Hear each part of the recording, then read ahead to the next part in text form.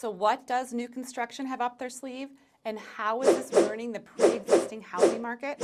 Well, today we're going to dig right in and we're going to understand why so many of our clients are choosing new builds in 2024 and beyond.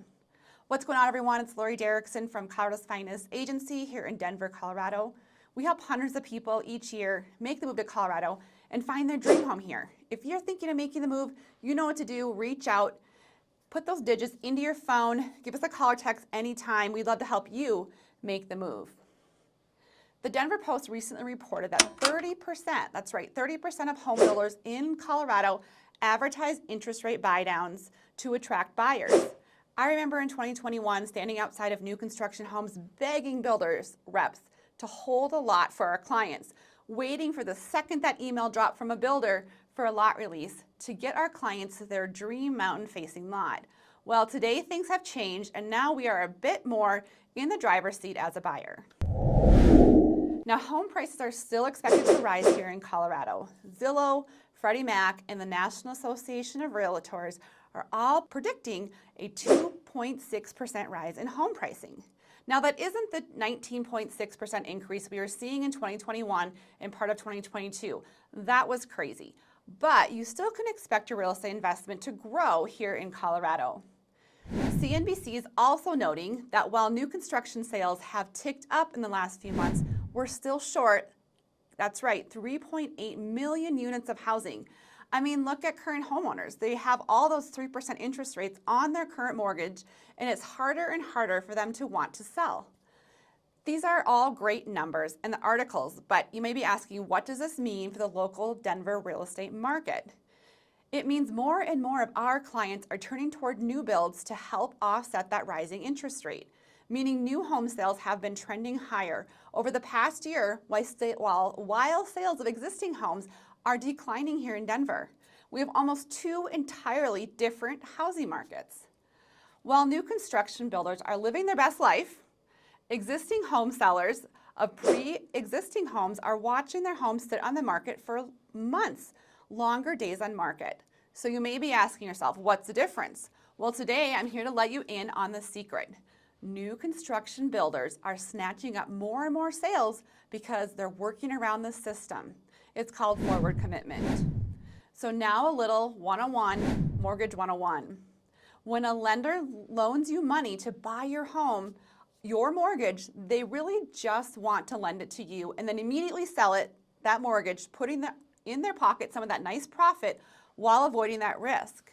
Typically, when you take out a mortgage, most banks don't want to keep that loan in their books, so they package a bunch of mortgages into mortgage-backed securities, and then what do they do with them? Well, they treat them like a bond and they sell them. The thing is, now in order for them to sell all of these mortgages, they need to have someone who will buy them. And that's where the government enters the game. The government has two companies that guarantee they buy mortgages when a lender wants to sell them. Let me introduce you to Freddie and Fannie. Both Fannie and Freddie Mac are federally backed mortgage companies. Neither institution originates or services its own mortgages. Instead, they buy and guarantee mortgages issued through lenders in the secondary mortgage market. The problem, both Fannie and Freddie Mac have rules, and one of those rules is absolutely slaughtering pre-owned homes sales right now. It's the limitation on how much a seller can pay towards a buyer's closing costs. Unfortunately, both FHA and conventional loans have these limitations, which most of our buyers are using. And Fannie and Freddie are limiting seller contributions to 3% of the mortgage principal if the buyer's down payment is less than 10%, and contributions at 6% when a payment exceeds 10%. FHA mortgages limit sellers. I know it's a little confusing and you may be wondering how all this fits together. So let's package it all up nicely with a pretty little bow and let's look at an example. If our buyer is using a conventional loan, the seller can only pay up to 3% with a 5% down payment on the house. Okay, so why is this a problem for the pre-owned home sales market? Because that's exactly how interest rates are paid down in this market to help buyers afford their payments.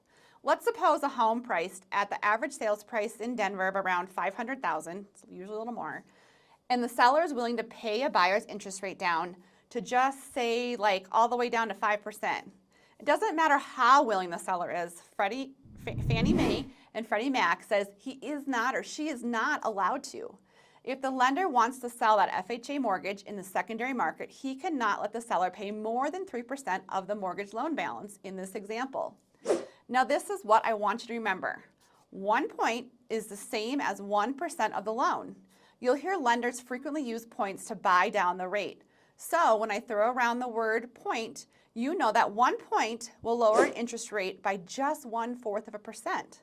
So if our seller wants to pay down their buyer's interest rates, it'll cost him 1% of the loan just to lower it 1/4%. Now in a $500,000 home, that's a lot of money, and it's capped by mortgage regulations at 3%. Now I don't know of any seller willing or wanting to buy down your rate that much. And now we get to how builders are getting around it. It's this thing called forward commitment.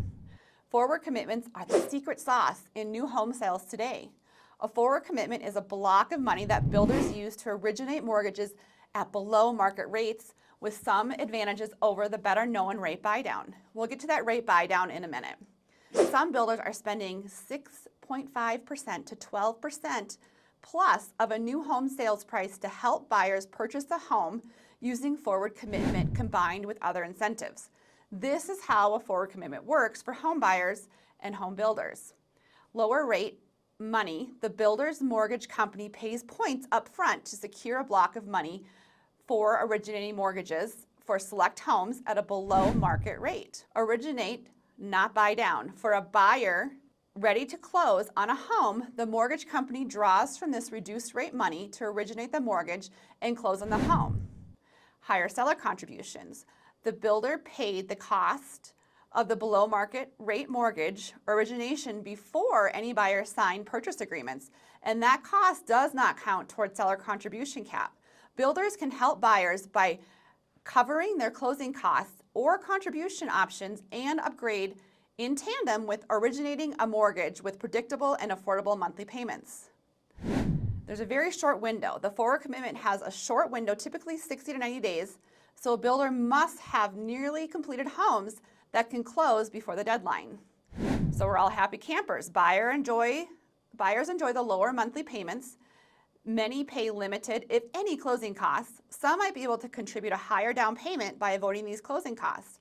In other words, new construction is working around the system, and Fannie Mae and Freddie are completely on board with it. So now we have these builders who can literally offer a 4% mortgage and pay a buyer's closing costs at the same time.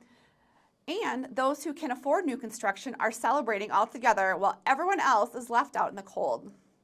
Let's take a look at all the ways this affects with pre-home sales sellers. I mean, basically, they can't just compete with this craziness. They are not a gigantic. They're stuck in the limitations of the 3 to 6% cap, which isn't even realistic anyways for 98% of sellers. So now pre-existing homes are sitting on the market longer, which should be a good thing for us trying to buy pre-existing homes. But unless you have that cash and are not dependent upon loans at 7% interest rates, it's hard to take advantage of it. However, stay tuned to the end. We're going to briefly discuss 3 ways we're helping our clients get amazing deals on existing homes in this market here in Denver. So meanwhile, the cities with new construction are growing extremely fast. I mean, people new to Denver and all of Colorado are gravitating towards new construction right now, and who can blame them? I mean, new construction is new and shiny, which is awesome, of course, but then when you factor in those forward commitments, huge rate buy downs, and interest rates of 4%, it becomes a total no-brainer. While we are finding numerous buyers putting up with longer commutes to get into a new home in their price range that they can afford, moving past the COVID days, and now a lot of buyers are returning to the office as hybrid workers. A few days in the office and a few days working from home. Unfortunately, right now, many of our buyers, they start off by saying, you know, Lori and Kayleen, I really want to be close to my job since I'm having to go to the office again. Then the home search begins, and then they see how little there is to offer in their price range, whether that's in downtown the Denver area specifically, or the Denver Tech Center, or surrounding areas. Buyers are quickly learning how much more their monthly payment will be, and then they begin to think a little more of a commute might be okay. If you want affordable new construction, you've got to look a little further out from Denver main areas. I mean, it's already built in that Denver main section. There's a lot more room for some of these new builds. It's in the outlying cities and suburbs that are growing really fast right now. Think Castle Pines, Parker, Erie, Broomfield, and so on. So we have a little bit of a situation in our hands, don't we? You can't ignore these 5% interest rates on shiny new construction homes. It's nothing to be overlooked from a financial standpoint. I mean, we're talking about a difference of at least several $100s on your mortgage payment every month. Let's say you've got your average home price of $500,000 with 10% down at a 7.3% interest rate. Your mortgage payment would be $3,400 a month. But at 5.3% interest rate, that same mortgage drops to $2,750 a month. We're talking of a difference of $600 to $700 a month. Keep in mind, if you're going to take advantage of this opportunity, there is a right and wrong way to go about it. You need to watch for lenders who are specifically offering this forward commitment. If they just say they'll give you a cash allowance to pay down your rate, that is not the same thing. However, there are many builders here in Denver that are also offering $30,000. I've even seen some builders near the end of this fiscal year offering as much as $100,000 towards rate buydowns and closing costs just to get those homes off their books before the end of the year. But you'll need to subscribe and join us next week. Hit that button, you know what to do, as we talk more about that rate buydown option with closing incentives. Just a little teaser for you. Quickly, before I leave you for the day, I wanted to mention 3 ways that you can save big on existing homes. If you're like, Lori, I do not want a new build.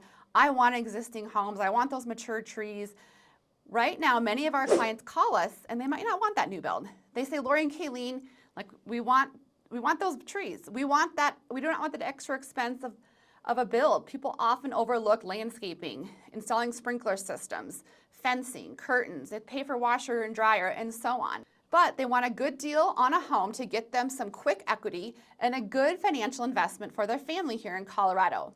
Here are 3 things we typically start with. 1, we look for homes that have been sitting on the market longer. This usually means sellers are more willing to negotiate. Number 2, we look for sellers that have some decent equity in their home. This means they have more financial ability to offer concessions, price decreases, and rate buydowns.